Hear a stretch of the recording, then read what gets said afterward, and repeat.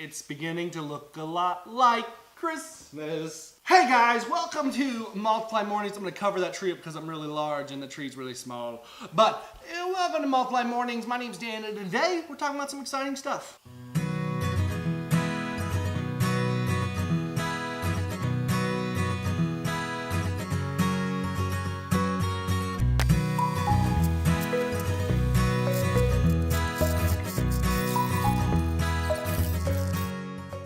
So if you are a YouTube fan, if you're not, doesn't really matter. You've probably heard of the man named PewDiePie. I hope I did that right. I feel sorry for PewDiePie because he has to say like every time he says his name, and I feel like every time his soul must just crack a little bit inside. So PewDiePie is the biggest by far YouTuber on this platform. He has nearly 50 million subscribers. In fact, 49.7 million roughly, I think at the time that I last checked, which was earlier this morning. At 49,700,000, he is humongous, right? Recently, about 3 days ago, PewDiePie put out a video titled, "I'm deleting my channel at 50 million subscribers." Now, PewDiePie is very well known for clickbait titles, so you take it with a grain of salt originally. But in further watching the video, it is true, at least as he's saying it, that he is considering deleting his channel as soon as he hits 50 million subscribers, which is not far in the span of how fast he can gain subscribers, because it's truly, it's jaw-dropping. So what does this mean? I mean, like, I know you might be thinking, what's this even matter? 50 million subscribers is an unbelievable number. So, I mean, if you realize the gravity of how many people this is bigger than several countries, bigger than any state in the United States. California being the largest is around 39 million people. So it's mind-blowing that he has 10 million more subscribers than that. He's been noticing a lot of issues. Now, if you don't know, YouTube's been having a lot of bugs lately. One being the fact that several people are having subscribers being unsubscribed, not by their own doing. YouTube is automatically unsubscribing people. There really hasn't been a lot of clarity. YouTube doesn't really give a lot of clarity in these things. There's like a lot of people who work for YouTube, and it's never really clear who actually knows what's going on. And so it's kind of a constant issue. PewDiePie has been noticing that his channel is on a decline. Now, he gave several reasons for it, saying that maybe that YouTube wants him dethroned as the biggest YouTuber for several reasons. But there's definitely, you can look at his channel and see the trend of where he has been going down. And it's not that his subscribers aren't going up. And so it's kind of a puzzling situation. So he is talking about not leaving the platform, deleting his 50 million almost subscriber channel that's been around for years and he has acquired. And so it's kind of a shocking revelation. And what does this mean? We don't really know. I've heard a lot of people like Philip DeFranco talk about that it could be an interesting test study to see if, you know, when that channel booms, as it more than likely will when he creates his next channel, what will happen from there? Will it explode? Will it push him to the trending section more often? It's going to be interesting to see if he actually does it, and if he does, what repercussions it has. But let me know in the comments down below what you're thinking about that. So moving on to our next story of the day, guys. It's actually kind of a double story, but it's two people who are just a little bit kooky, a little bit crazy. First one being an elector who is a part of the Electoral College for Texas. They elected, as a whole, the popular vote in Texas went to Donald Trump. And in that, a Texas elector who was a Republican Texas elector. Now, this Texas elector has stated that they will not cast their vote in December 19th's upcoming Electoral College election for Donald Trump. In fact, they said that they will vote for John Kasich. Now, John Kasich was long out of the running by this point, so it's a little bit ridiculous, let alone the fact that you're literally doing nothing because he's not going to get him anywhere else. So it's stupid. But in his statement, he says, "I'm asked to cast my vote on December 19th for someone who daily shows he is not qualified for the office." He says, "I am a Republican presidential elector, and I will not cast my vote for Mr. Trump." Now, I think this is interesting for a couple reasons. First off, it shows a large problem with the Electoral College. I don't really have an issue with the Electoral College. I think it's actually very useful, very needed, and it was never more shown than in this election, in the sense of the demographics of the way it was split across our country and how close of an election it was. But with that said, I think this shows the largest problem with the Electoral College, which is the fact these electors don't have to vote with the people. I think it should just be like an automatic thing. I achieve the election votes I need. I win the state of Missouri, for instance. I get Missouri's votes. I think it should be that plain and simple. It's how it's supposed to work. It's just like, for some reason, like, just in case we don't like it, we can work around it, which is stupid. And I think this person is being stupid. I think they're not doing their civic duty by doing this, although millions of people will probably say I'm wrong, but the fact of the matter is the way our system is designed to work, we know where that vote should go, and of all people to give it to John Kasich is truly foolish. I digress. I want to know your thoughts in the comments down below on that right there. And the next one is also Donald Trump related in this saga of this election that just won't stop. And I think that this election proves something very large to a lot of people, and that is that celebrities mean a heck of a lot less than people think. With all the celebrity support behind Hillary Clinton, she still lost the election. With all the support and everything, it did not work. I think it shows a lot of things, that celebrities should just get their way out of politics. It doesn't matter. Most of them are insane anyways. So, I mean, like, really, do I really want to trust your opinion when you're in and out of all this other trouble? I don't think so. But Madonna, the lady who just won't quit. Did you guys know Madonna's still around? I mean, seriously.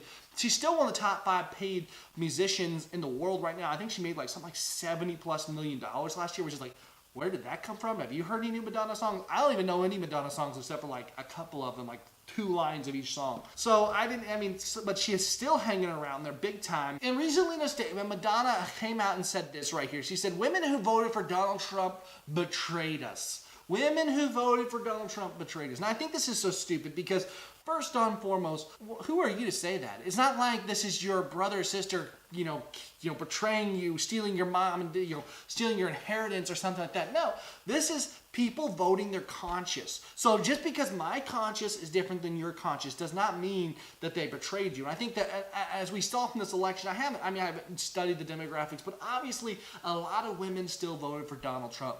This was a record-setting evangelical election that we've seen in decades. I mean, it was a humongous election for that. And the fact of the matter is, a lot of people stood up and said that they don't want to live the moral code of people like Madonna and this whole point. So to say that they betrayed you is so foolish because, quite frankly, it's like saying, you're a woman, so you have to vote some way. I mean, that's not the way it works. The fact of the matter is, millions of women don't believe in abortion. So just because you believe that's a right that you should have, and other women believe that that's a murder, doesn't mean that they betrayed you. If they voted for what they're doing, what you want, then they're betraying themselves. Let me know in the comments down below, guys. Do you agree with me on this silliness? I mean, this is always a conversation. I really do want to know your thoughts. I think this is stupid, silly, and just dumb. And quite frankly, is just, I'm ready for it to be done, right? But let's move on to happier, wonderful stories, and that is Disney. Now, Disney, I'm not a huge fan of Disney. I do like a lot of their properties, such as Marvel, the Star Wars, and so on and so forth. I do think their new movie, Moana, is really fun.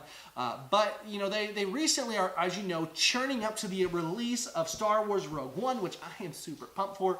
Gotta buy my ticket still to the premieres, haven't done it yet. Gearing up for this release, and in that they have turned Disney's Epcot, which is one of their theme parks, which has that giant golf ball looking thing there, into the Death Star. Now, I got a video down below of them doing this. It's really pretty neat. They have this whole scene with like the stormtroopers and like a Imperial Guard sitting there and stuff, and it's pretty neat. It's a kind of a cool show leading up to it.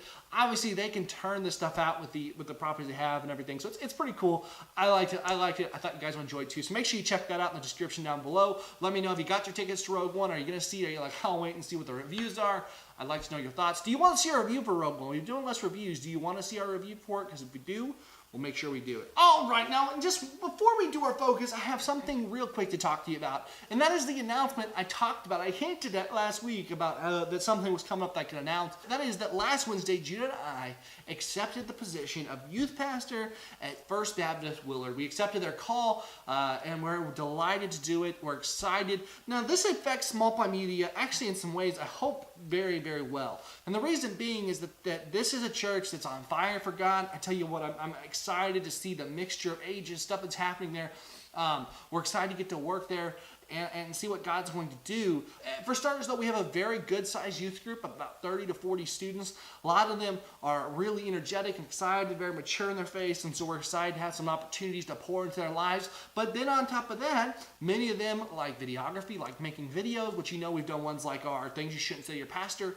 And so hopefully some of them will like to be in some of our videos and help us make these productions that much better. and put them out more regularly is the hope. So there should be some exciting stuff coming in the future. I'm really excited to tell you guys more as stuff begins to go. If you're one of our new youth, make sure you hit a like button and comment down below. Let me know that you're here watching the video.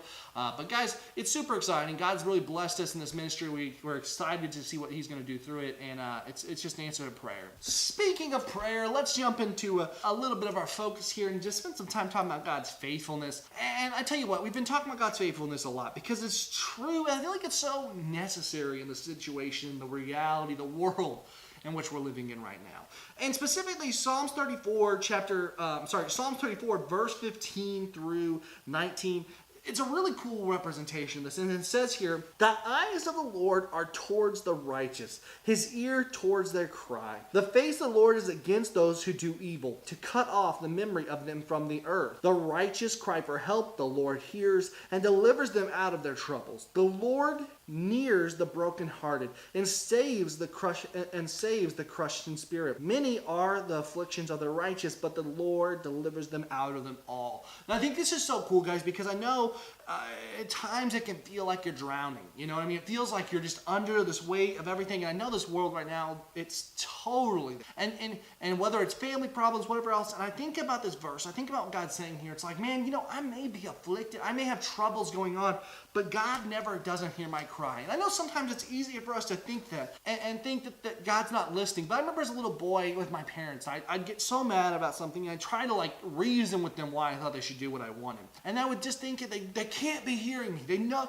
if they knew what I was saying, they would totally let me do this thing. But they heard me. They just knew it wasn't best. It wasn't best for them to give me this thing I wanted or whatever at that point, or maybe it was something I was struggling with. They felt like I just needed to stick it out and learn from it. There's so many situations, but God's the same way, is that we feel like we're being bared down on so hard, and it's like, what am I doing? But the reality is God is there watching. He hears your cry. He's moving for your better. And even though at times it may feel like, man, I'm going to be just broken, God's still listening. And sometimes it's in the brokenness that we learn the most. So I'm going to leave you there for the day, guys. Just take a second, dive in, think about that truth right there, that God truly has a plan for your life, and that he's doing something, that he hears you, and that he wants to be in a relationship with you. So guys, that's it for today. I want you to comment down below on all the stories. Let me know what you're thinking. If you like this video, make sure you subscribe. If you want to make sure you see our videos when they come out, because YouTube's been having that weird subscriber glitch, make sure up above where it says, or down below, wherever it is on your device, there should be a little like bell next to the subscriber sign. Hit that little bell and set email notifications, or for all videos. I'm not sure exactly what it says, but basically what that'll do is it'll notify you every time I put a video up with an email or a notification on your device, whatever else. So that way you make sure you don't miss any videos. So make sure you do that, guys. If you like the video, put that thumbs up. It really does help us. God bless, guys. Thank you for watching. I'll see you tomorrow.